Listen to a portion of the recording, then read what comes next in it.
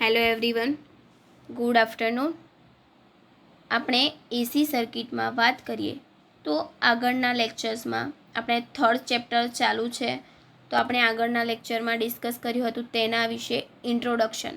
તેમાં આપણે કઈ કઈ થિયરી ભણીશું એના વિશે આપણે ચર્ચા કરી હતી. હવે આજે આપણે જોઈશું એસી પેરેલલ સર્કિટ ઉકેલવાની રીતો કઈ કઈ છે. Method of solving AC circuit એટલે એસી સર્કિટને સોલ્વ કરવાની કેટલી મેથડ છે. તો એમાં એસી સર્કિટને સોલ્વ કરવાની 3 મેથડ છે: વેક્ટર અથવા ફેઝરની રીત, એડમિટન્સ રીત અને કોમ્પ્લેક્સ એલ્જીબ્રાની રીત. તો આજે આપણે ફર્સ્ટ જોઈશું વેક્ટર અથવા ફેઝરની રીત, જે મોસ્ટ આઈએમપી છે અને ઘણીવાર એક્ઝામમાં પૂછાઈ ગયેલી છે, જીટીયુ એક્ઝામમાં પૂછાયેલ છે. તો આપણે અહીંયા ધ્યાનથી આપણે યાદ રાખવાનું છે કે એસી પેરેલલ સર્કિટને સોલ્વ કરવા માટેની કેટલી રીતો છે.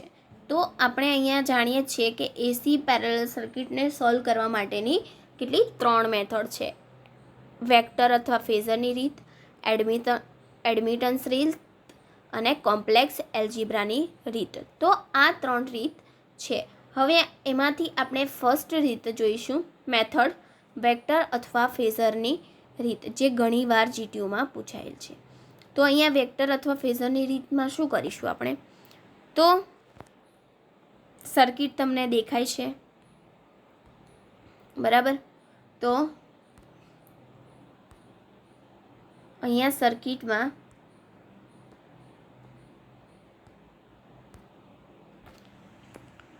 આપણને આપેલું છે કે resistor R1, R2, inductor L1 અને L2 એ બંનેને શેમાં જોડેલા છે? સિરીઝમાં જોડે. R1 અને L1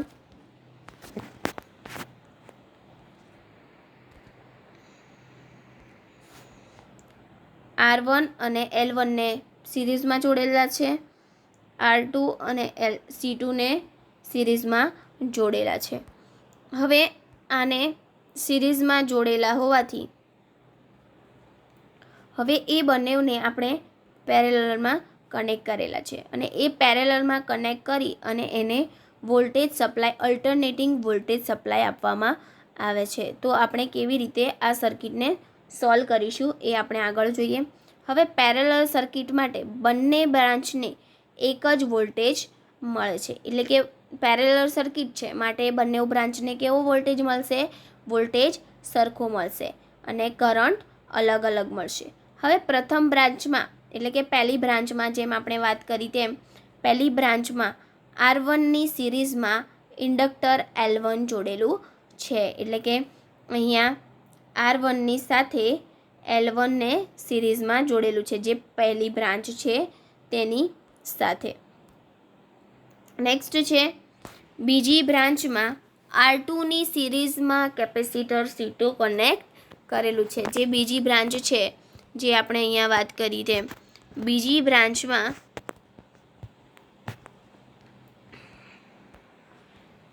બ્રાન્ચમાં R2ની સાથે C2 મતલબમાં કેપેસિટર 2 કનેક્ટ કરેલા છે. હવે આ બંનેને સપ્લાયમાંથી કરંટ આપવામાં આવે છે. હવે કોઈ પણ સપ્લાય હોય તેમાંથી આપણે એને શું આપીએ છીએ? કરંટ આપવામાં આવે છે, જેના 2 ભાગ પડે છે. હવે એ પેરેલલ સર્કિટ છે એટલા માટે કરંટ અલગ અલગ હશે અને વોલ્ટેજ સરખો હશે. એટલા માટે આપણે જે પણ કરંટ આપતા હોય તેના 2 ભાગ પડે છે.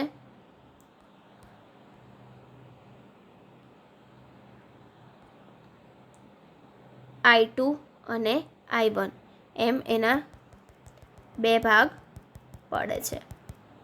અહીંયા જોઈ શકો છો તમે, કરંટના કેટલા ભાગ પડે છે?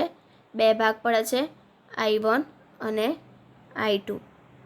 હવે આગળ વાત કરીએ તો એનો ફેઝર ડાયાગ્રામ કેવો હોય છે. તો ફેઝર ડાયાગ્રામ વોલ્ટેજ ફર્સ્ટ તો રેફરન્સ વોલ્ટેજ લઈ લઈએ આપણે. અહીંયા જોઈએ તો આપણે રેફરન્સ વોલ્ટેજ V વી દોરી દીધો. હવે તેની પેરેલલમાં કરંટ, ટોટલ કરંટ આપણે જેટલો પણ પાસ કરતા હોય એ ડ્રો કર્યો છે, કરંટ આઈ. હવે બીજું છે અહીંયા કરંટ આઈ આપણે લઈ લીધું. હવે કરંટ આઈ, હવે એની અપ્રોક્સમાં આપણે θ1 અને θ2 દોરીશું એટલે આપણને મળશે I1 અને I2ની વેલ્યુ મળી જશે. હવે I1 અને I2નો વેક્ટરનો સરવાળો કેટલો થશે? આપણે જે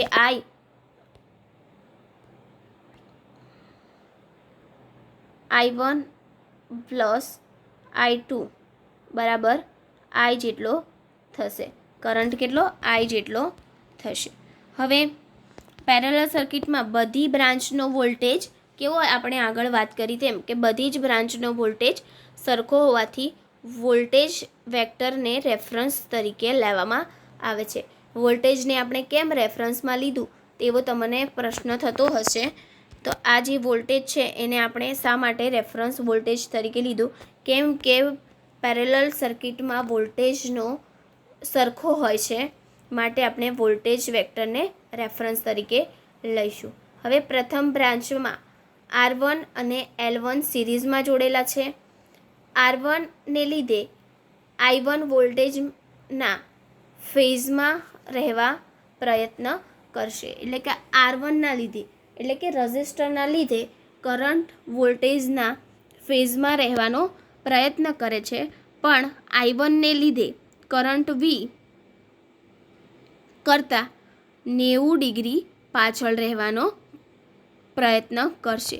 હવે એમાં એ સર્કિટમાંથી પણ કરંટ પાસ થતો હોય છે, માટે એ કરંટને લીધે કેટલું 90 ડિગ્રી પાછળ રહેવાનો પ્રયત્ન કરશે.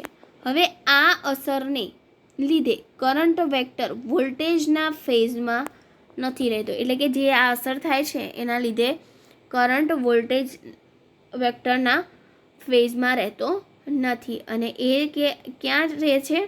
90 ડિગ્રી પાછળ પણ રહેતો નથી, માટે તે વચ્ચે રહેશે. જે તમે I2 અહીંયા જોઈ રહ્યા છો, I2 જે 90 પણ નથી હોતો અને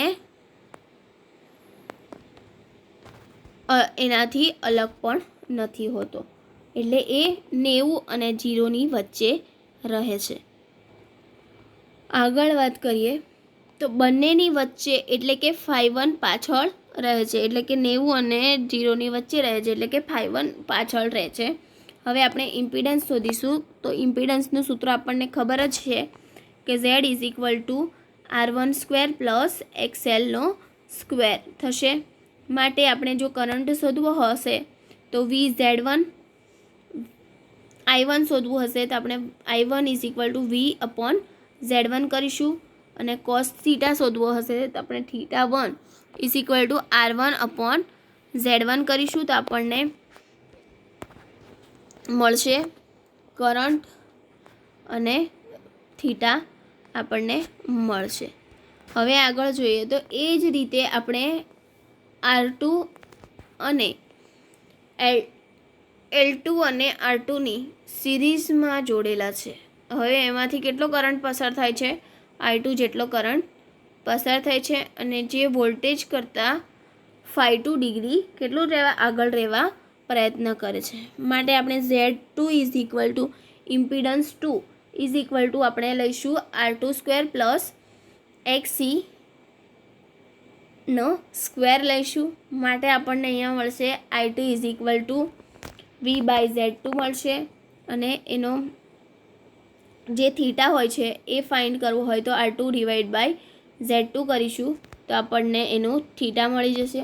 હવે જો વોલ્ટેજ કરંટ વોલ્ટેજ કરતાં 5 ડિગ્રી આગળ રહેવા પ્રયત્ન કરે છે, એટલે કે જે પણ વેક્ટર છે કરંટનો જે વેક્ટર છે એ કેટલા ડિગ્રી આગળ રહેવા પ્રયત્ન કરશે? 5 ડિગ્રી આગળ રહેવા પ્રયત્ન કરશે. હવે I1 એન્ડ I2ના હોરિઝોન્ટલમાં તથા વર્ટિકલ કમ્પોનન્ટ લઈએ, એટલે કે એના હોરિઝોન્ટલ અને વર્ટિકલ કમ્પોનન્ટ આપણે લઈશું તો આપણને મળશે X = આઈ કોસ ફાઈ, પછી Y is equal to I sine phi આપણને મળશે. હવે આને આપણે શું કરીશું, તો I1 cos phi 1 plus I2 cos phi 2 than minus I1 sin phi 1 plus I2 sin phi 2 આપણે કરીશું તો આપણને આપણે કોમન લઈ લઈશું તો આપણને મળશે x square plus Y square આપણને મળશે. હવે tan theta is equal to Y divide by X મળશે. જો આપણે tan ફાઈની કિંમત નેગેટિવ આવે તો કરંટ લેગિંગ અને પોઝિટિવ આવે તો કરંટ લીડિંગ આપણને મળશે. તો અહીંયા આપણી આ એક મેથડ કમ્પ્લીટ થાય છે. આપણે ફરીથી એકવાર રિવાઇઝ કરી લઈએ.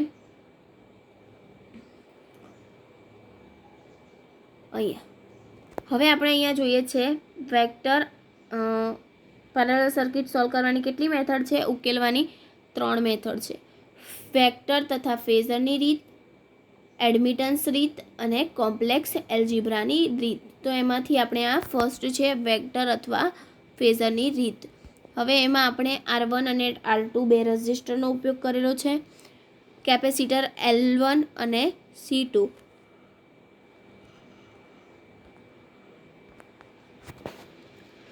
ઉપયોગ કરેલો છે. હવે આ સર્કિટને આપણે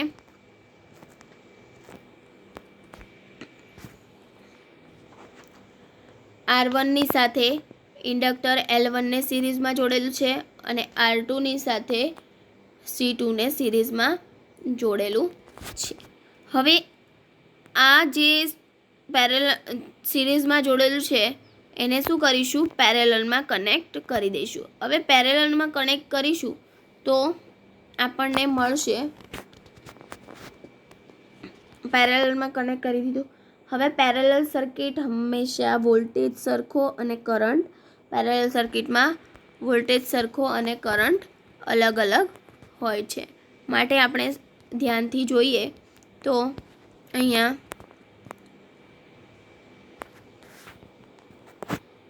જે આપણે અલ્ટરનેટિંગ વોલ્ટેજ સપ્લાય આપીએ છીએ તેમાંથી શું વહે છે, કરંટ વહે છે. હવે વોલ્ટેજ તો સરખો રહેશે પણ કરંટ I પાસ થાય છે.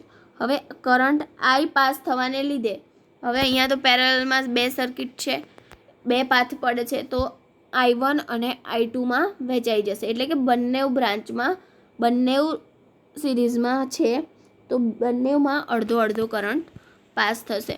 હવે એ અડધો કરંટ પાસ થશે તો આપણે તેનો વેક્ટર ડાયાગ્રામ જોઈશું. હવે એ જે કરંટ છે એ કેટલો થશે, I બરાબર થશે. બે ભાગમાં વહેંચાય તો ખરો પણ તે કેવો થશે, બે ભાગનો I1 પ્લસ I2 બરાબર આપણને I મળશે. હવે તેનો વેક્ટર ડાયાગ્રામ છે I1 અને I2નો વેક્ટરનો સરવાળો I બરાબર છે. પેરેલલ સર્કિટમાં બધી બ્રાન્ચનો વોલ્ટેજ કેવો હોય છે, સરખો હોય છે. માટે રેફરન્સ તરીકે આપણે વોલ્ટેજને લઈશું. હવે પ્રથમ બ્રાન્ચની વાત કરીએ તો R1 પ્લસ L1 સિરીઝમાં જોડેલા છે. માટે એ R1ને લીધે, રજિસ્ટરને લીધે કરંટ વોલ્ટેજના ફેઝમાં રહેવા પ્રયત્ન કરે છે. રજિસ્ટર છે એના લીધે તે ફેઝમાં રહેવા પ્રયત્ન કરે છે પણ I1ને લીધે કરંટ વોલ્ટેજ કરતાં 90 ડિગ્રી પાછળ રહેવાનો પ્રયત્ન કરે છે પણ એ 90 ડિગ્રી પાછળ રહેતો નથી. એ 90 ડિગ્રી અને 0 ડિગ્રીની વચ્ચે જ રહે છે. હવે બંને વચ્ચે આપણે phi1 અને એ શોધવું હશે તો આપણે પહેલાં તો ઇમ્પિડન્સ શોધવું પડશે. હવે ઇમ્પિડન્સ શોધવાનું સૂત્ર આપણને ખબર છે કે આર સ્ક્વેર પ્લસ એક્સએલનો સ્ક્વેર કરીશું તો આપણને ઇમ્પિડન્સ મળી જશે. હવે ઇમ્પિડન્સ મળી ગયો એટલે એના પરથી આપણે કરંટ શોધી શકીએ. I1 is equal two V/Z1 કરીશું તો આપણને કરંટ મળી જશે. દેન પાવર ફેક્ટર જો આપણે શોધવો હશે તો power factor cos phi is equal two R1/Z1 કરીશું તો આપણને cos phi મળી જશે. એવી જ રીતે આપણે Z2 શોધીશું તો Z2માં આપણને આપેલું છે R2 સ્ક્વેર પ્લસ XC2નો સ્ક્વેર કરીશું તો ત્યાં આપણને ઇમ્પિડન્સ 2 મળી જશે અને તે 90 ડિગ્રી પાછળ રહેશે. તો આ જ રીતે આપણે tan phi પણ શોધી શકીએ છીએ. tan phiની કિંમત નેગેટિવ આવે તો કરંટ લેગિંગમાં હોય છે એટલે tan phi એટલે કે જે થીટાનો જે એંગલ મળે આપણને એ નેગેટિવ હોય તો લેગિંગ અને પોઝિટિવ હોય તો લીડિંગમાં આપણે ગણતરી તેની કરશું. Thank you.